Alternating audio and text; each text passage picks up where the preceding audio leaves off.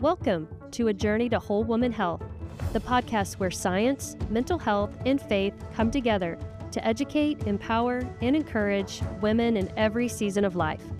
We are your hosts, Dr. Jamie Erwin, board-certified OBGYN, and Dr. Kathryn Nader, licensed professional counselor with a PhD in counselor education and supervision. Jamie and I have been friends for over 30 years. Each week, we explore the intersection of body, mind, and soul, bringing you evidence-based medicine, meaningful conversations about mental health, and stories that remind us we're not alone on the journey. So take a deep breath, settle in, and let's begin the journey. Welcome back to the podcast. Today, we're talking about grief. Grief is one of the most universal human experiences, and yet when you're in it, it can feel completely isolating. We tend to think grief follows a neat path, the 5 stages, a timeline, some kind of resolution. But what if that's not true? What if grief isn't something you move through, but something you learn to carry? Today, we're sitting down with Dr. Kathryn Nader, my best friend, and we're talking about what grief actually looks like, physically, emotionally, and spiritually, how it shows up in ways you might not even expect, and how to walk through it without losing yourself in the process. We're so glad you're here. We know you're going to share this with someone who needs to hear it. Kathryn, what is grief? I think grief is a multifaceted response that we have to a loss in our lives. Oftentimes, we think of grief as the loss of or death of a person, but it's not always just related to death. We can grieve job changes. We can grieve moving. We can grieve a change of, just changing churches, just changing of community. There can be so many things that we can grieve, and it's really an important topic to talk about because it's universal. And oftentimes we don't take the time to really pause and recognize that we're grieving something. I take care of women every day, as do you, in our practices. As an OBGYN, I also see women grieving the loss of identity. Yes. Talk about that. I think women's identities change so much throughout our lifespan, depending on where we are, whether we become mothers or not, where we are in our childbearing years. We've had the therapist and me, we've had episodes where we've talked about grief with some of our guests, which have been really helpful. But just grieving, I know even I have a high school daughter who, grieving her going off to college. She's even talked about grieving just that transition for herself, even though it's exciting. There's some grief there. There's the grief when we become moms in a way, because our identity is changing and we are learning a new part of ourselves, but also grieving what was before. There's obviously grief like we've talked about with miscarriage and infertility, even grief if you don't have that time in your life. There's some women who don't ever get an opportunity to be pregnant and maybe they wanted to. There's just so many different things that we can grieve as women. Grief is any loss of what you thought your life would look like. Yes. It's a great way to put it.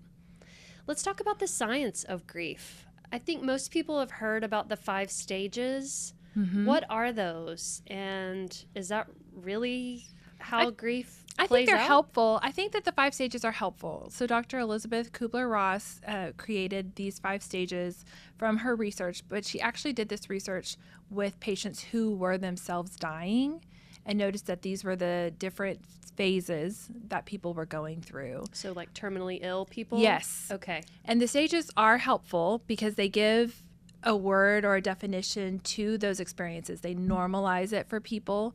I think when they're not helpful is when they're given as a prescription. Like you should go through these stages and you should go through them in this order.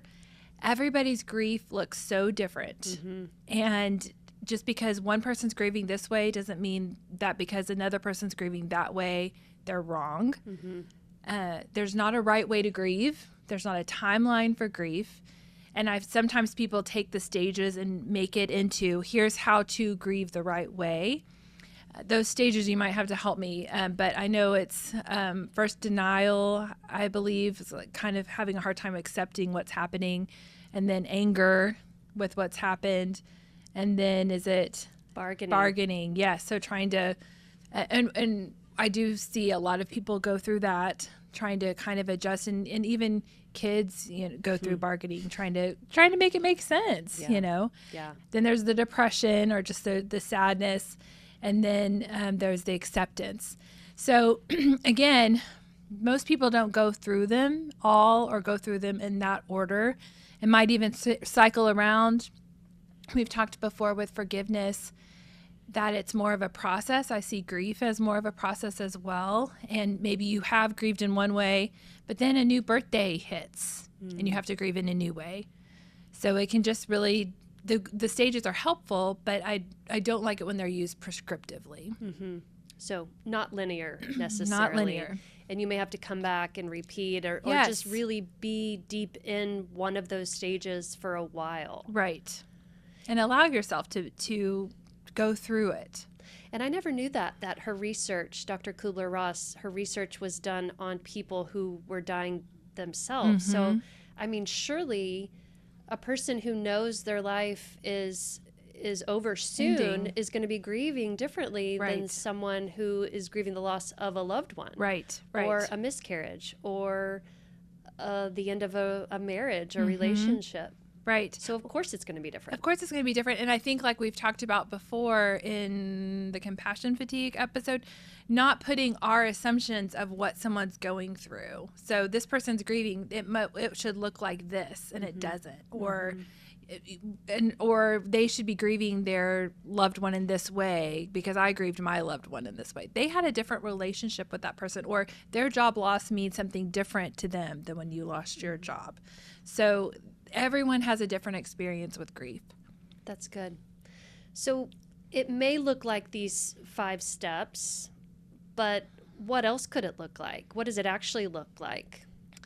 I think everyone's experience is different. A few of the metaphors that I really love, one is just a big ball of yarn, just all knotted up together, of just all the emotions that we can feel with grief, and how when you start pulling on it, it just is connected to all different things, and giving yourself the time to really untangle it. That's a reason therapy can be helpful. Another metaphor I've seen is just the waves of the ocean, recognizing that we will have waves of grief. And at the beginning, it might feel overwhelming, like we can't even stand up, like we're just being knocked over. But eventually we learn to anticipate the waves. It's not that they go away, but we know that they're coming. We feel them. We know we're going to get through it, and then we feel them pass by.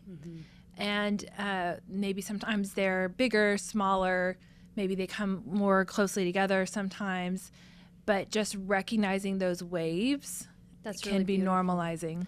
Because just like out at the ocean, there's going to be rougher days. There's Right. days where those waves are huge. Yes. And sometimes they're unexpected and knock you over. Yeah. And you're like, where did that even come from? Yeah. But I like how you said it's not that the waves are ever going to stop. Right. And those anniversaries, Right. holidays, would you say those are when the waves get bigger? They can be difficult for people. And I always encourage my clients to have a plan. And even if you want to change the plan that day, that's okay. But to talk about it, if you have kids, if you have a family, to talk about it. Hey, our loved one's anniversary or our loved one's birthday is coming up. What would be special to do? Instead of ignoring it, we think, well, the kids don't remember that they probably do. And they actually think you have forgotten it. I've had kids tell me that before. So really just having the conversation as a family of what do we want this day to look like? And maybe everybody wants or needs something different from the day, but even talking about that can be helpful and just acknowledging it. You could all be grieving the same person, but need different things. Totally different way. I mean, in the same family, I like to think of it as a carousel. You know, somebody's up while the other one's down.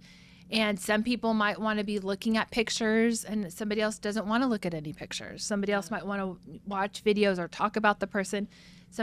Another person would rather not talk about, but really wants to journal or be by themselves. So nobody's doing it the wrong way, and being able to just recognize that and be patient with one another, that what you're going through is grief, and we're all going to process it differently. How else can it look like? What about numbness? Sure. I mean, it can look like all the kinds of different, and you probably see this with your patients too, like feeling numbness. It can present in the body with headaches, difficulty sleeping, stomach, like we've talked about before, how our stomach processes our emotions. There can be all kinds of things that can present in our body related to grief. Definitely. I have a lot of women who are grieving, all the things we've already mentioned, but you're right. It's not always the same. So sometimes I have to share the bad news with a patient that it is a miscarriage. There is no heartbeat. And I've really seen the whole gamut. I've seen just about every kind of reaction that's possible. The total shock and, falling apart, emotional, crying, tears. And then I've seen kind of the opposite end of the spectrum. Maybe they've had a miscarriage before, maybe not. I don't think that necessarily helps, especially when we have recurrent pregnancy loss. That is really, really, really tough. And those patient visits need to be handled in a different way. But so on one end of the spectrum, patient really emotionally falling apart, tearful, emotional, just devastation that's being exhibited in that moment.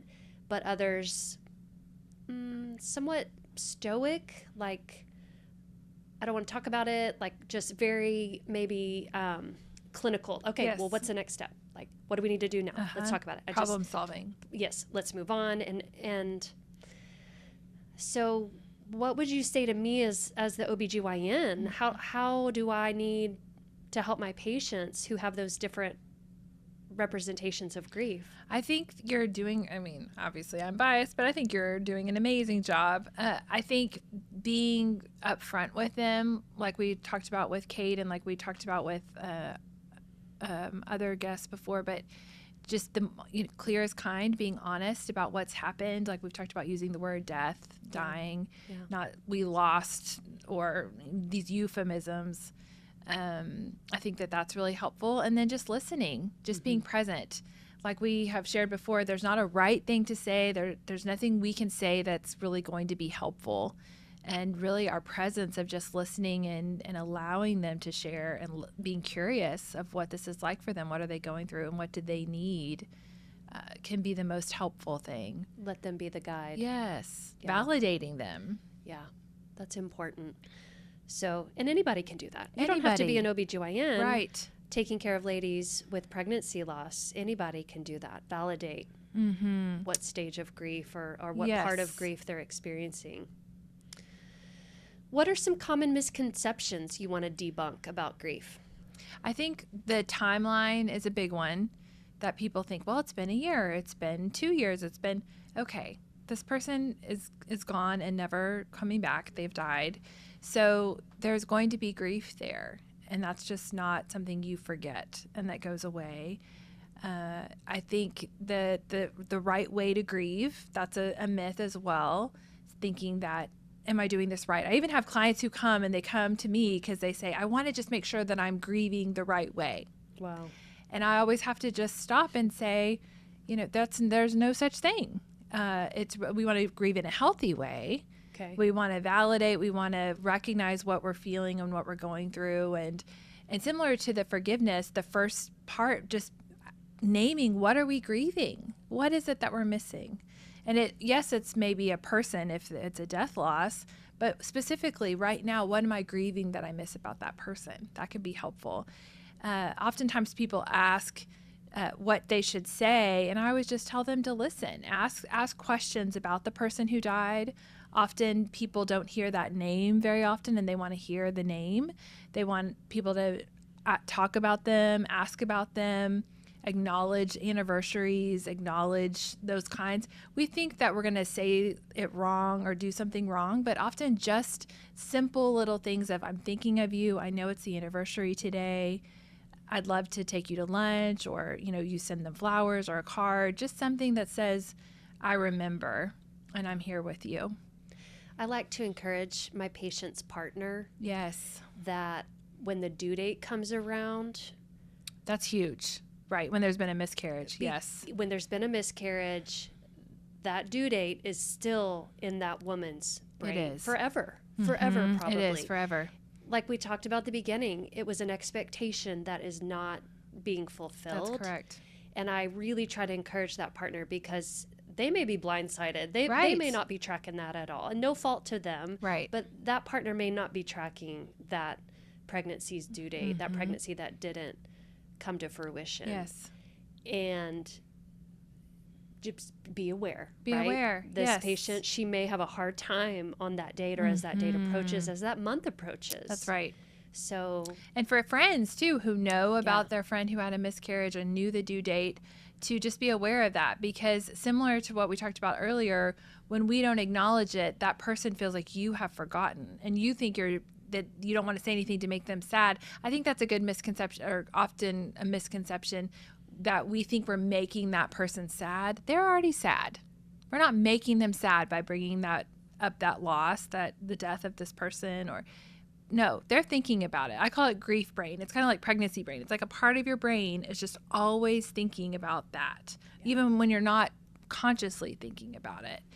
So when we mention it, we're acknowledging to them, hey, I remember and I'm here, and not saying, here's what you should do, but just saying, I'm here with you, and I remember. I'm here with you. What about this misconception, staying busy helps? I think for some people, it depends how you define helps. Maybe it makes you not think about it, and maybe that's what we need sometimes. Maybe it makes you not feel the emotions.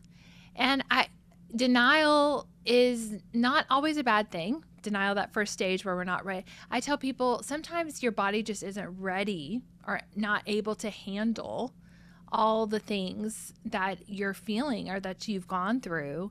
And so we look for these other outlets, and that's okay, maybe for a little bit, like give yourself some grace. Some distractions. Yeah. But at the same time, also give yourself that time to come back and acknowledge it. I think Kate mentioned it in one of the earlier episodes about how a few years later feeling the things. I see that a lot. But it's been 3 years. Okay, well, what's different now than 3 years ago? Well, I'm in a healthier relationship, and I really like my job, and blah, blah. Okay, so you are in a safe place. Your body knows you're in a safe place, and now you're able to deal with and process those things that have been in there the whole time. You just haven't dealt with them yet. Interesting. You've regulated your nervous system, so now you're able to hear from your body these emotions that have been in your body the whole time, but just now that you're safe, you're able to hear. Yes, and you're able to do something about it. Wow. So I always encourage them you're not late coming to the party to talk about this hard thing. You are listening to your body and you're doing what you need to do. But sometimes staying busy, if you know you're staying busy just to avoid it, that's something that you want to work on, and maybe, again, talk to a therapist. Of course, I'm biased on that one, but it can be helpful. Any other ways that are unhealthy to approach grief? I mean, definitely we try to escape. There's always all kinds of addictions. A lot of times that can be linked to some sort of a loss, a grief loss or other sort of loss, death loss. But addictions can really, so if you notice yourself turning to drugs, alcohol, pornography, anything food, yes, any sort of other thing, just recognize that. Like, hey, I wonder if this is a way that I'm kind of escaping these feelings that I'm having, this grief that I'm having. And that can be a good indicator that I need to get some help because I'm turning to this other thing. What can I turn to that could be a little healthier for me and help me to process through this? Because grief is so common, but it can be really helpful. I think a lot of times the reason people don't process or talk about it, they don't want to burden other people. And that's another reason, first of all, your friends want to hear it. But second of all, if you really feel that way, that's another reason therapy can be so helpful, because this is a safe space for you to say all the things. Sometimes, if it was a child loss, there might be things that you wish you could say to your husband, but you just can't. And a therapist can be a safe place to say those things. I know we've talked about the Warren Place before, which is a place I previously worked. It's a great resource in Fort Worth for families who have had a death loss, provides free nonprofit support groups. But that just having a group like that, where you can have a safe space to share what you're going through, can make a big difference. So the numbing and the avoidance, they happen, but they aren't failures. You're just trying to attempt to survive something that's really overwhelming. Yes. Another great metaphor I've heard is it's like a shipwreck. Everybody's trying to get to shore the best that they can. So somebody might be a good swimmer, be able to swim. Someone else might be holding onto a piece of driftwood. Someone else might have been able to make a raft. Like in a family or just in any sort of a loss, we're all getting to shore. And sometimes that denial at the beginning could be a way that it's kind of helping you, but you need to also look for, how will I sustain this long term? That's important. Teach us about the duality of grief. Okay. What does that mean? I don't know. What is it? Well, what does it say? My little notes here say that you can hold on to grief and joy. Yes. Having two different emotions at the same time. I like that word, duality. I think of it as, for kids, and I think of a snow cone or like an ice cream cone, one cone and then having different flavors, scoops of ice cream on top. We can feel sad when we remember the person, but also joy of, oh, that was such a fun memory, and guilt that, oh, I wish I would have said X, Y, Z. I think guilt is an emotion that people don't talk about as much, but it's really common with grief.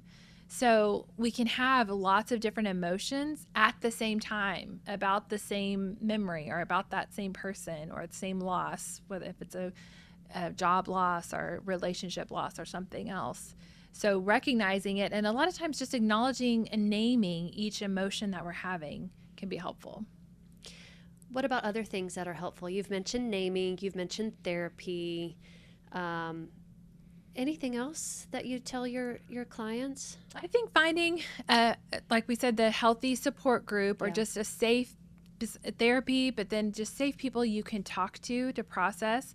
I think any sort of education on grief just can be helpful. Reading a good book on grief. There's lots of articles online. Just anything that helps normalize what the grief process is like, so that you don't think you're going crazy or something's wrong with you, and just recognizing I am grieving. I know a lot of faith communities, our church included, offers grief counseling, weekly meetings. So speak to how our faith comes along in grief. Where is God in grief? Yes. I think God is beside us, as we grieve. I think that it might not feel that way. I know all of my clients, patients have shared different stories with their faith journey when they've had these really difficult experiences and painful death losses or other kinds of losses. For some people, they feel really connected and drawn closer in their relationship to God. For other people, they feel this kind of wilderness experience. I don't think one is right, obviously it's just everyone's experience is different, but to just continue to question, even if you're struggling, that's still a relationship to continue to pursue and be patient. I think can be really helpful. The Psalms are full of David really crying out to God, like, how could you let this happen? Where are you?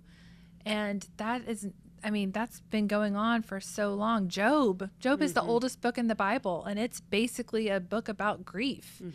So really recognizing the scriptures talk about grief a lot. It is a common human experience, and God is there with us. It just looks different for each of us, how we experience it. And even as believers, we're not promised a life free of suffering. No. There will be suffering. We're promised suffering. In this world, you will have trouble. Yep. That's what Jesus tells us. Yes. And it's easy just, to experience such a loss and think, how can this be? Where is God in this? How could God let this happen? And I try, to counsel friends, and if the opportunity arises and faith comes into a conversation with patients, I will often say, we live in a broken world, and these terrible things like miscarriage and cancer and even death, it was never God's design. From the beginning, we weren't supposed to experience these things, and that is part of why it hurts so bad. It's so foreign to us, because it was never God's design. But because we live in this broken, fallen world, we feel these things that are so hurtful to our innermost being, deep in our souls. But it's not that God is allowing these horrible things to happen. Yes, he's immutable. He doesn't change. He's sovereign. He's in control. But he mourns with us. He grieves with us. These things that break our hearts, they break God's heart too. Yes, for sure. And he does mourn with us, and he is grieving with us, and he never leaves us. That's right. Yeah, another promise. I will never leave you or forsake you. Yes. So grief can actually be an opportunity to deepen our faith. Yes. I've had people tell me that was their experience, that they had their closest that they just grew so much in their faith during that. But I hesitate to say that because that's not everyone's experience. Yeah. Everyone has a different experience with it. Summarize for us how we can help someone in our life that is grieving. I think being present for them, remembering the anniversaries like we've talked about, our birthdays, or if it's a different kind of a loss, just acknowledging it, asking if that you can take them to lunch, or giving them a phone call and just saying, hey, how's it going dealing with XYZ? How are you doing? And just giving them space to talk. You don't have to say, don't at least them, well, at least you still have this, or at least you don't do that. That's very minimizing. Don't say, compare it to yourself. Well, my dog died one time, when they've had some sort of a death loss in their family. No. Just listen. Just ask, how are you doing? And just let them talk. And if they don't want to talk, that's okay too. Just saying, I'm here when you need me. You don't need the right words, just a willing presence. That's really beautiful. Yeah, that's great. This has been so helpful. Yay. We all can share this with someone that needs to hear it right now, and we hope you'll do just that. If you're walking through grief right now, we want you to know you're not behind, you're not doing it wrong, and you're not alone. Grief is not something to fix. It's something to be held, and over time, as you learn to carry it, you may find that it softens, not because the loss mattered less, but because you've grown strong enough to hold it. Join us next time. Thank you for joining us on a journey to whole woman health. If this episode encouraged you, share it with a friend, leave a review, or subscribe so you don't miss future conversations. Remember, your questions matter, your health matters, and wholeness is a journey. Until next time. Now for the legal language. The information shared in this podcast is for educational purposes only and is not intended as medical or mental health advice. Listening to this podcast does not establish a doctor-patient or therapist-client relationship. Always consult your own qualified healthcare provider regarding any medical concerns.